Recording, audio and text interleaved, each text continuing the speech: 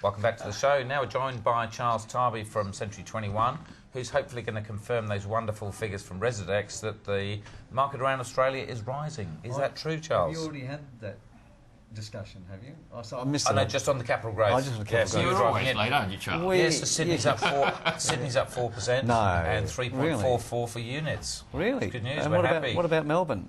Melbourne's not as much, but you've got your numbers there. It's still growing in the last quarter by about 1.3, and for the year it's grown by about 4%, 3.7%. Wow. So it's doing very well. Yeah, the bet is 1% or more in Melbourne at the end of the year. He's got a bet with RP Data again. I win. So we're going to get a free lunch. Yes. I think I'm definitely going to get one this time. Yes, I'm way ahead at the moment. We're doing very, very well. I did speak to RP Data about this the other day, and I started.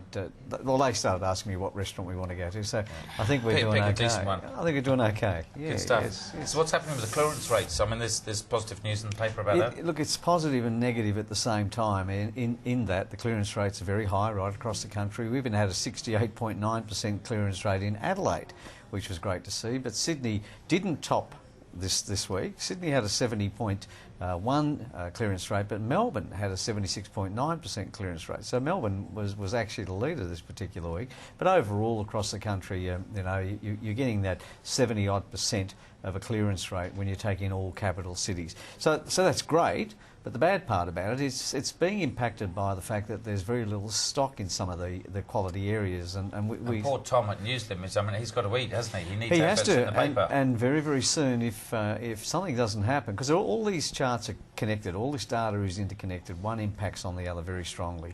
And Tom won't have any properties to auction soon, so he'll be running around the bay all day Saturday if something doesn't happen soon.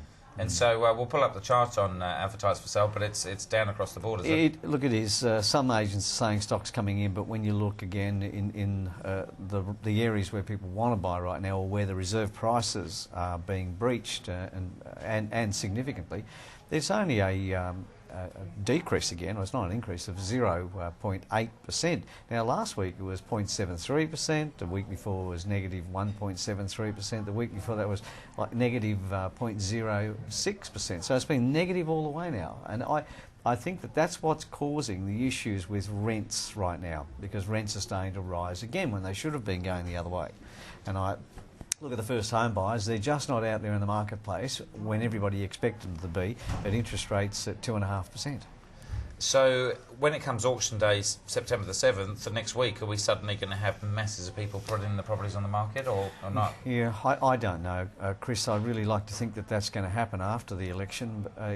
There is a lot of interest there, but people, they know, the buyers and the sellers, particularly the sellers, know that if they're selling today, they're going to have to buy in today's market. And the only ones that are going to get the best advantage of that are those that are downsizing. So they might get the bigger gain here and pay a little higher at this end. But most of the population, if they don't sell today, they're still going to be impacted by the market. If they sell in 3 months, they're going to be paying for it when they go to buy. So I think unless first-home buyers start to kick in, the rents are going to keep moving up. And we'll pull up that rent graph as well at the moment. Yeah, they had a significant increase. When you say significant, it's just a small percentage either way, but still in the game it's a big thing. You look at Sydney hit 11.72 on my charts again, going all the way back to January last year, and 7.13% for Victoria, but also Perth. Now Perth 17.59%. Now if you take those three capital cities into one, you're getting a 12.14% increase since January last year. It should be going back the other way. Yeah.